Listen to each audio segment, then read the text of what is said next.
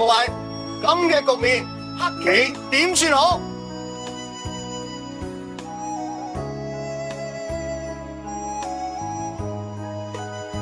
但係喺一位扳佢一下先啦，唔好成日淨諗住救兩隻黑子，要攻佢成塊白棋。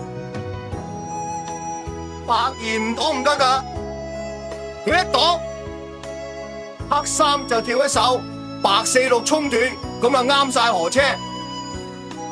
黑七黑九打白棋，即時散晒。所以啊，黑一班再三位橋嗰時，白要諗過第二條橋先得。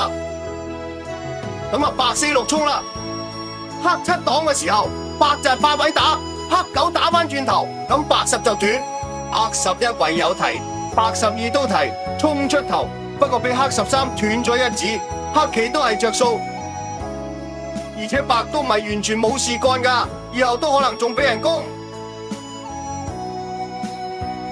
呢個棋形其實係黑一打入搞出嚟嘅，黑三頂就係因為有黑 A 呢隻棋嘅照應，先咁行。